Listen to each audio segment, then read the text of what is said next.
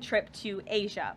Tomorrow night at 11 p.m., the president will depart the White House to fly to Malaysia, where he will arrive on Sunday morning local time. It's a long flight.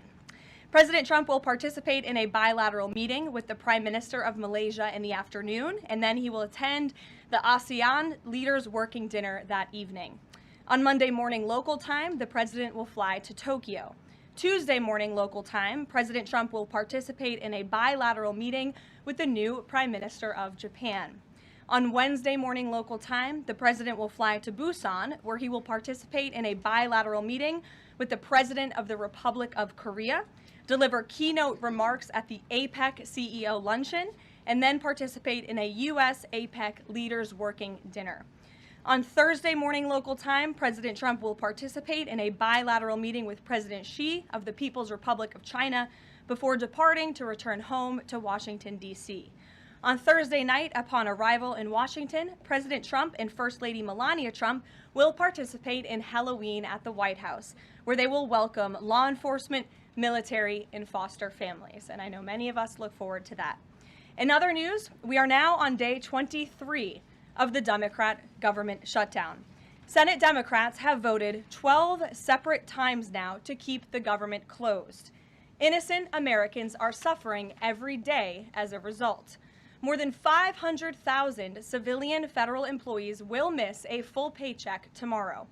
Thousands of small business loans are going unapproved each month.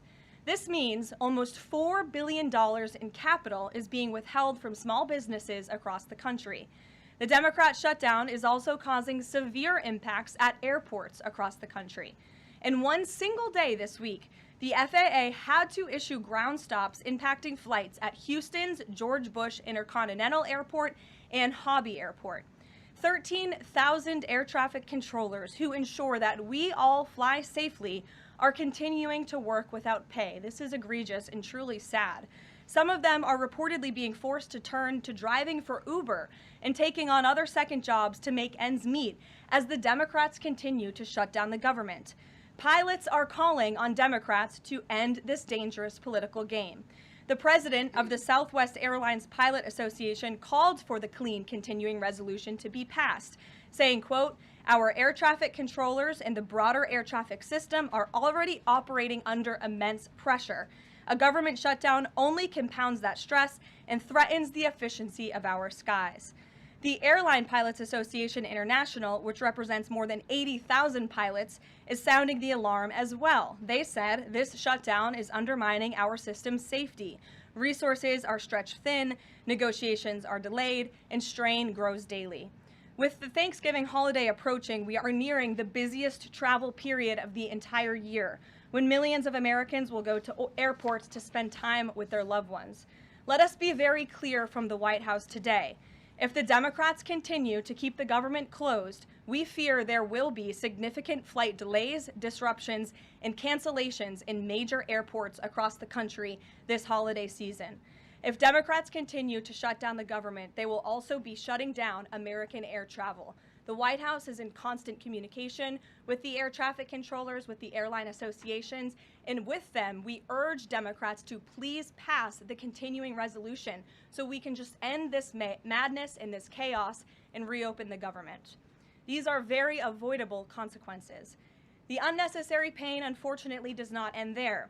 Funding for the Supplemental Nutrition Assistance Program known as SNAP, which provides food benefits to low-income families, is beginning to lapse this week in some states. If Democrats continue to hold Americans hostage, there will not be enough funds to provide SNAP benefits for more than 40 million Americans on November 1st. That is next week. Democrats are solely responsible for all of this unnecessary pain. Why are they doing it? To give taxpayer-funded health care benefits to illegal aliens, some of whom are violent criminals. During the 4 years of Joe Biden's administration, the Democrats forced Border Patrol to admit illegal aliens into our country with no legal status and minimal screening. A significant number of these individuals are the worst of the worst criminals: rapists, pedophiles, murderers, and even members of the terrorist watch list. Despite having no legal status, paroled aliens were able to file for work authorization, receive Social Security numbers, and access other benefits like Medicaid that are meant for Americans.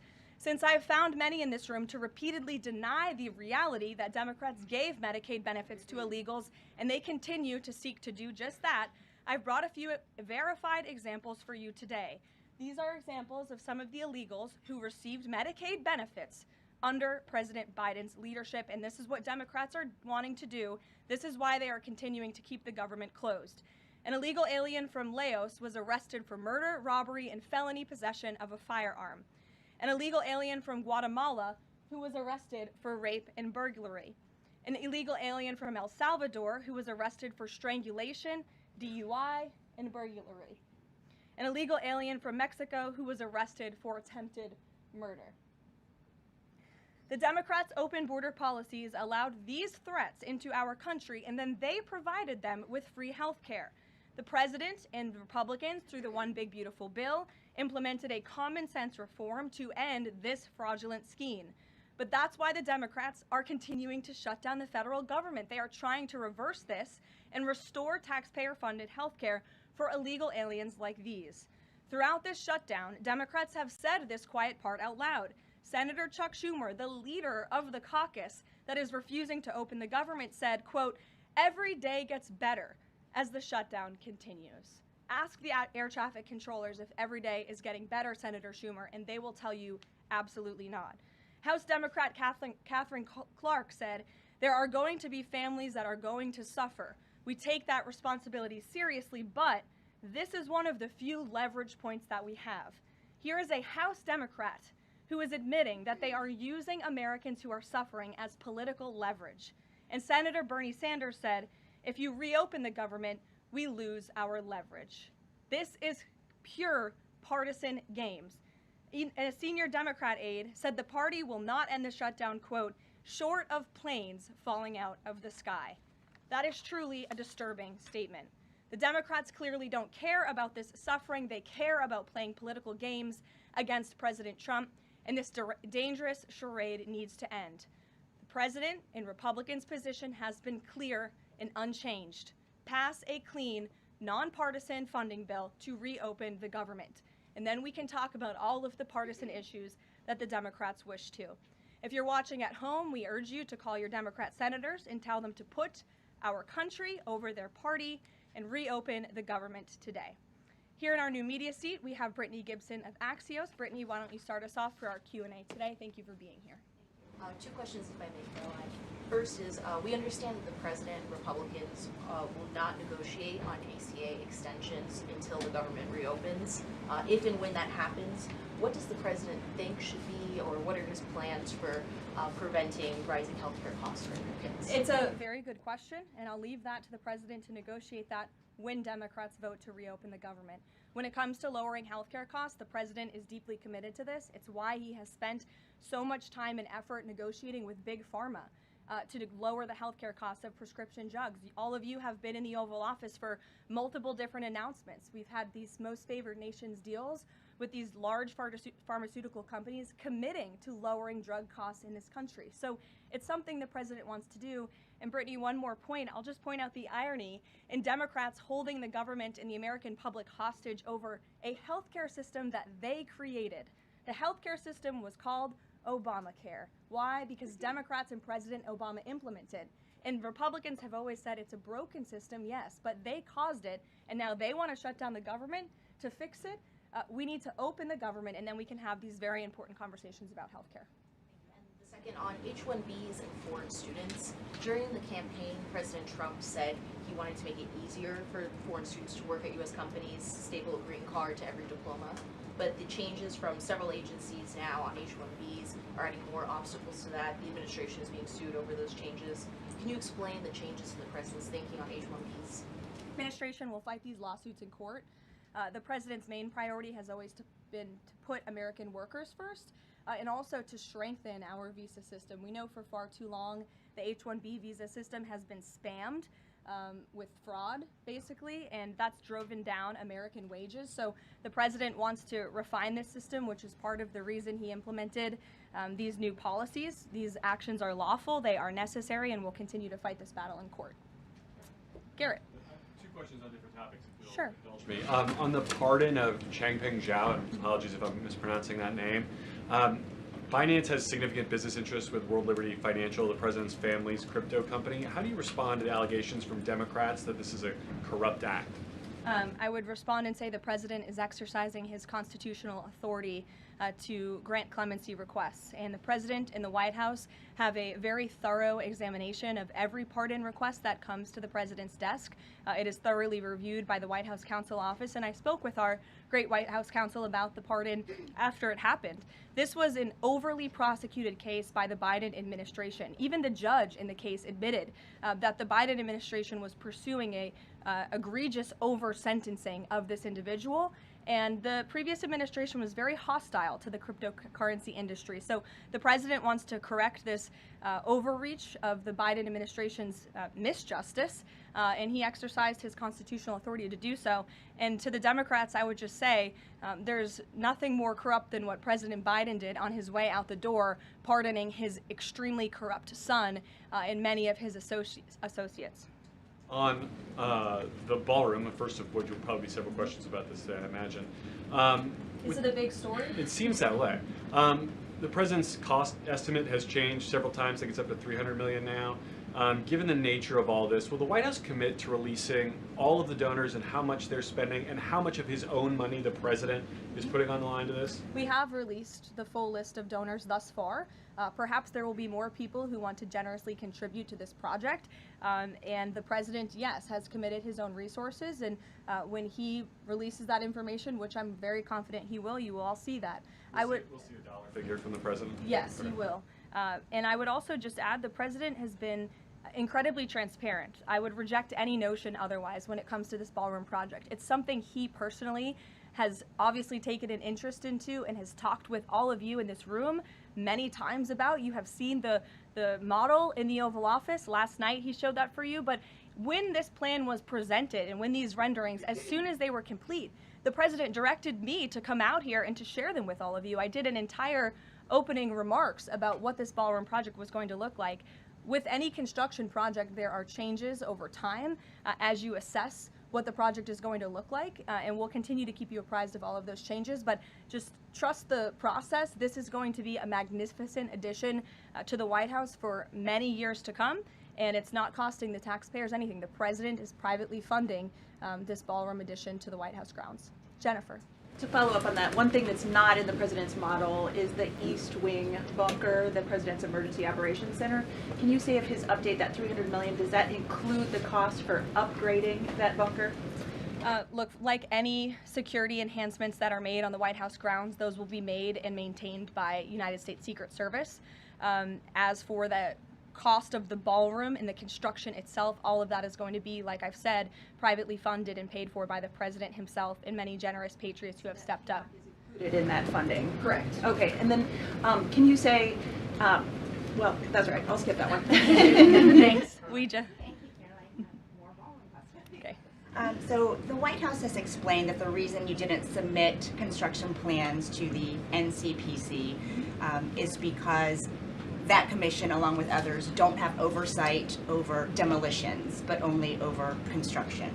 And so far, you haven't built anything. So can you help us understand, can the president tear down anything he wants without oversight? Could he demolish this building or, say, the Jefferson Memorial? So it's not the president who came up with that legal opinion himself. That's a legal opinion that's been held by the NCPC for many years. It's written, so we can get you that background and that research if you wish to include it in your reporting, because it is very important. They have ruled consistently, their general counsel has said, when it comes to phase one of this project, the tearing down of the current East Wing structure, a submission is not required legally for that. Only for vertical construction will a submission be required, and that's a legal opinion from them, and we are following that legal opinion. And again, I would just add, can any president do such a thing to the White House grounds? There have been many presidents in the past who have made their mark on this beautiful White House complex. This briefing room Ballroom, as you all know, was not once a briefing room. It was a swimming pool. There have been presidents who have completely torn down the executive mansion. If you look at what President Truman did, some of the photos of the construction project that took place in those years, I think sitting here today, we're all grateful for those efforts and the modifications that happened at that time.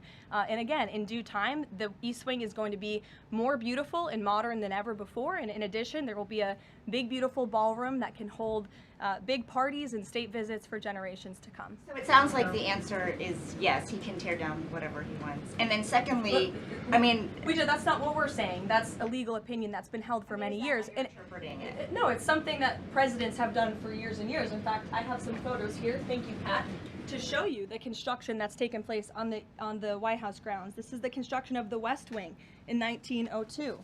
Look at this, the construction of the West Terrace in 1902. These images look quite similar to what you and the American people are seeing today, the construction of the East Terrace as well. You look at the construction of the West Wing expansion in 1934. So look, this is a legal opinion that's been held for many years. Look at, this is 1950. It looks a lot like what you're seeing today. Can he demolish anything he wants? What do you think that oversight? rubble is? How did that rubble get there? Right, so I'm asking, and then back to the donors. Go ahead, Reagan. Many of them are. Two Reagan, questions go for you, ahead. one on immigration and another on Venezuela. It's being reported that the semi-truck driver suspected of killing 3 people in a DUI crash is an illegal immigrant who came in under the Biden administration. Do you know if California gave him a commercial driver's license? And then it also appears that California largely has not been cooperating with English proficiency standards. I'm wondering if the administration has any further plans to punish the state. Yes, I can confirm that California gave this individual a license, and it is something that the Department of Transportation has already looked into. I know Secretary Duffy, who's doing a phenomenal job, has spoken on this many times in the crackdown that the Department of Transportation is taking on these licenses that are wrongfully being issued to people who clearly do not deserve to uphold these positions. As for this case in California, on October 22nd, ICE lodged an immigration detainer for this individual following his arrest by local authorities in California on charges, as you know, of manslaughter while intoxicated and driving under the influence. He killed 3 people, and he first entered the United States in 2022 through the southern border, and he was released into our country by the previous administration. So now ICE has lodged a separate detainer for this individual, and these tragedies are following a disturbing pattern of these criminal illegal aliens being issued commercial vehicle licenses. And so yes, the Department of Transportation is absolutely cracking down on that. I'd defer you to them for any specifics. Venezuela, President Trump has said Maduro doesn't want to mess with the United States, and this administration is continuing to position more military assets towards Venezuela.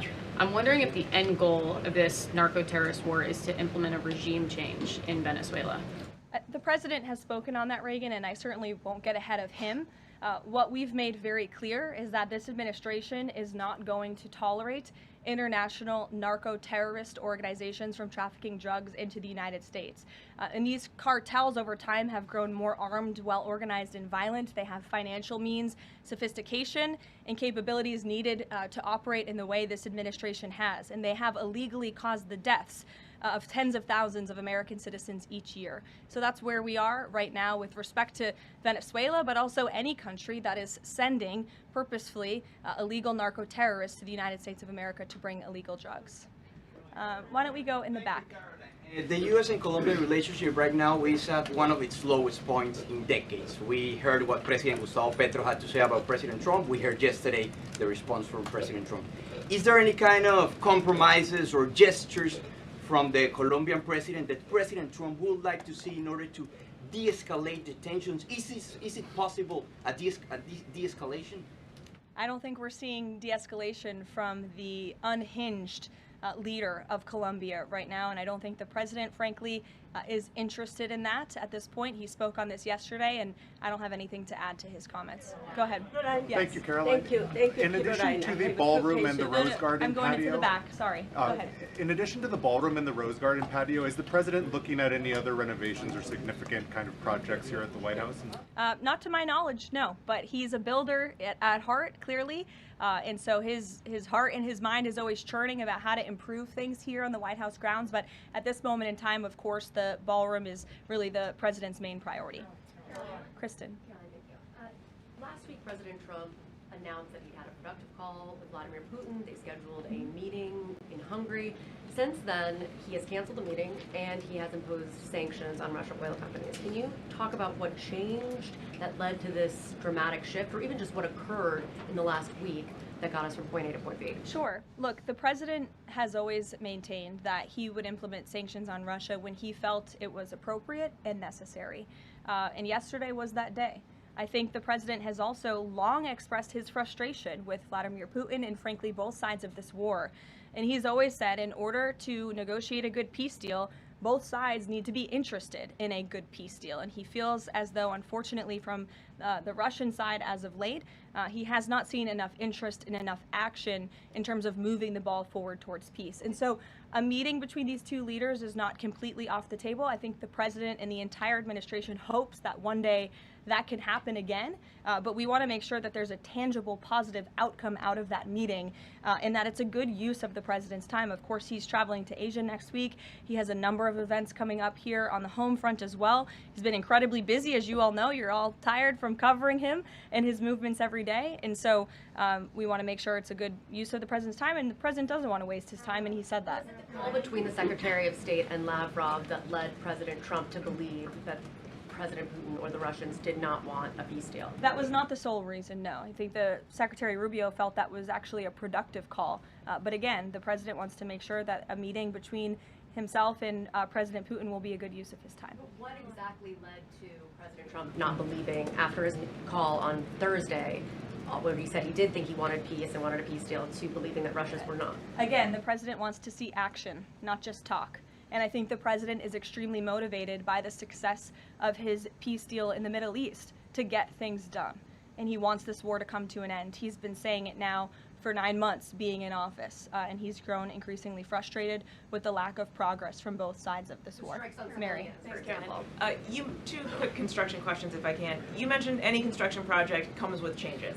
The president had initially said that this project wouldn't interfere with or touch the current structure. Now he says to do this properly, he realized that the East Wing had to be demolished. This is the people's house. Why not inform the public of that change and when it was decided that the East Wing would have to be demolished? Look, again, with any construction project, changes come, and we have informed all of you. We've been keeping you apprised of this project. We've shown you the renderings, and if you look at the renderings, it's very clear the East Wing was going to be modernized. Instead, in fact, I said that in the briefing when we initially introduced this plan to all of you and to the public.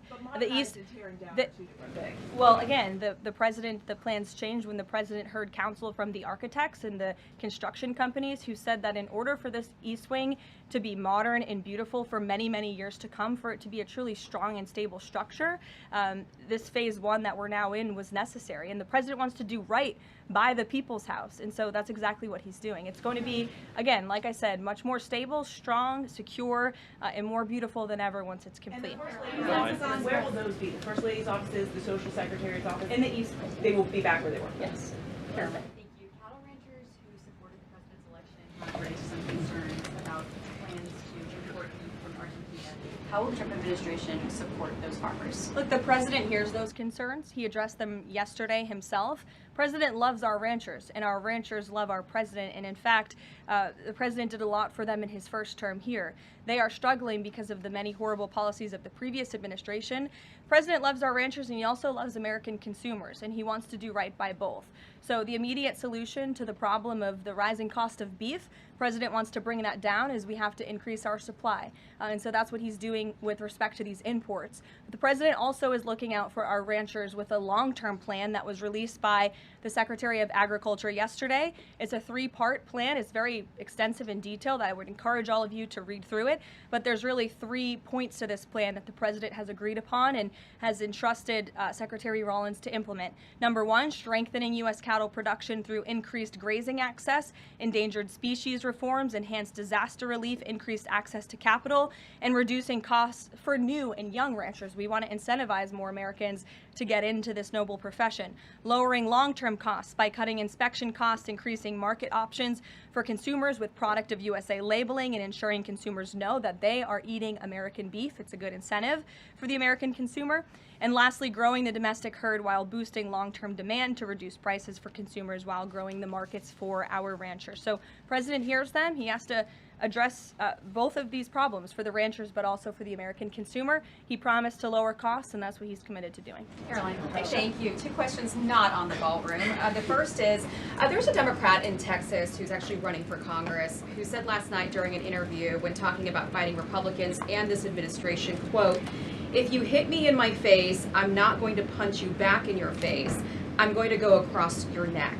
This has obviously really upset those folks over at Turning Point USA after the Charlie Kirk assassination. Just your response to that kind of rhetoric? Just very jarring rhetoric, and I think it's very unacceptable. I hope the people of Texas will do the right thing and reject this person's candidacy. It should have no place in American politics. And then just a quick second question on oversight Democrats that are saying that they're creating this master ICE tracker, basically tracking all ICE activity. We've seen the protests in New York just yesterday. Homeland Security is saying that this sounds like obstruction of justice. What do you say? Again, this is actively putting the lives of our ICE agents at risk. We've seen media outlets, in fact, in this room, also write stories about ICE tracker apps that Democrats and other left-wing activists have created to track the location of ICE agents on the ground in our communities. Again, I've said this repeatedly and I will continue to say it. The men and women of ICE are outstanding people. I wish a Democrat on Capitol Hill would actually have the courage or the guts to stand up to their party and sit down with some of these men and women who are doing this incredibly difficult job of enforcing our federal immigration laws. They are, again, simply trying to enforce the law and do their jobs. And if Democrats spent a little bit more time understanding that and also focusing on the people who they are trying to get out of our country every single day. As I spoke about earlier, 3 innocent people in California are dead because an illegal alien who Democrats let into this country was wrongfully issued a trucker's driving license and clearly was not fit for the job because he was driving intoxicated and killed 3 innocent people. Democrats should focus a little bit more on that. Stop trying to fight this president and this administration on every turn and restore law and order. That's all that we and these brave men and women of ICE are trying to do. Mary.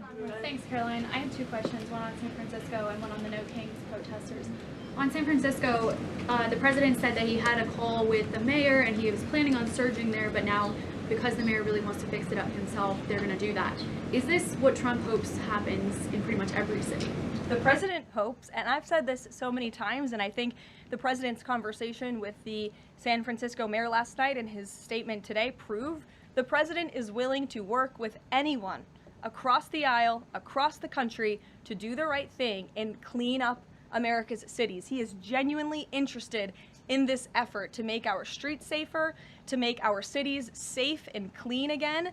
And he heard from the mayor last night who told him that he is going to earnestly try to make his city better on his own.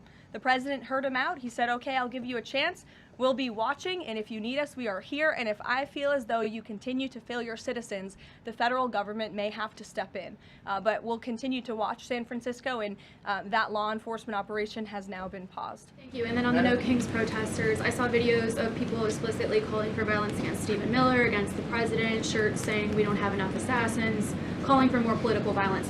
Does the president want to see arrests here, and are we going to see arrests of these types of explicit calls to violence? I would think myself, the president, and everyone here at the White House certainly hopes that anyone who is making violent and illegal threats in that way against public officials will be arrested and prosecuted. Sure. Thank you. 2 questions. Would the president support the Senate ending the legislative filibuster to end the shutdown?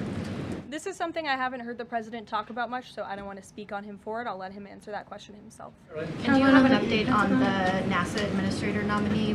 Do you plan to nominate anyone soon? Or does the president nominate anyone soon? Sorry. I'll leave that to the president himself.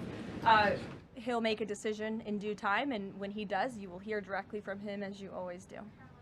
Back, we'll give our friends in the back a chance.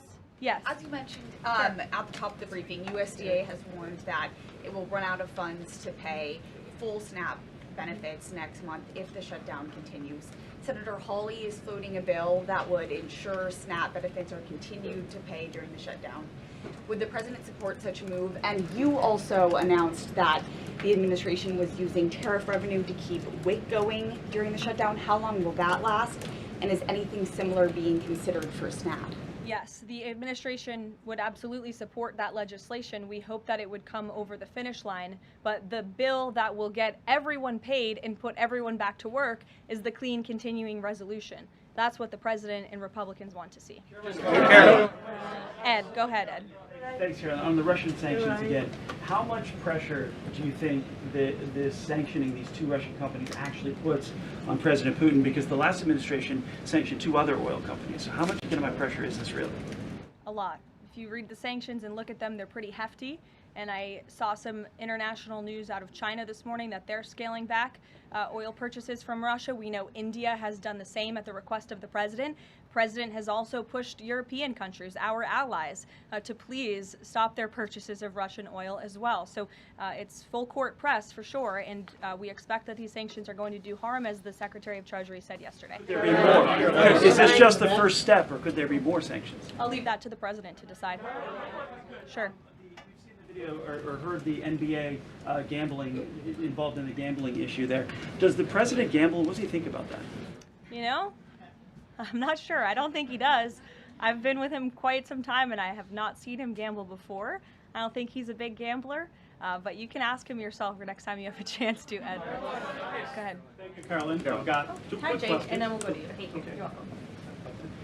Two quick questions. Back to the ballroom. It is a very spectacular ballroom, according to the renderings. And if it's half as nice as the one at Mar-a-Lago, then future presidents are really going to appreciate it. They will. Thank you, Jake. First of all, is there like an official name? Like, are we calling it the Trump Ballroom, or does the president have a vision for what the name for the ballroom is going to be? There will be an official name. I will let the president announce that once he firmly decides on it. Question is, looking at these renderings, and it kind of got me thinking, he's likely going to go down as the greatest builder of this era, and you've been in on a lot of those meetings with him. Has, to your knowledge, has the subject of rebuilding the Holy Temple in Jerusalem come up? It has not. No. It has not. I don't. I'm sorry, Jake. Go ahead. Caroline, on the CC pardon, could this clear the way for Binance to resume U.S. operations? I won't get ahead of that. That's something for Treasury or the Departments of Commerce to comment on, so you're welcome to ask them. Right. And then one follow-up question. Any more details on the president's Walter Reed visit? The readout from his doctor mentioned advanced imaging. What procedure was he referring to? Advanced imaging is something that presidents receive and people receive when they go to the doctor, and so we provide a detailed readout of that physical, and I would encourage you back to that. Presidents and I don't know the exact imaging that took place, but as the physician's note said, the president is in incredibly good shape, and I think that's evidenced here every single day. Danny. Caroline, back to the ballroom, I'm afraid. I just wanted to ask, because in July the White House said that it would cost $200 million. Yesterday the president said $300 million.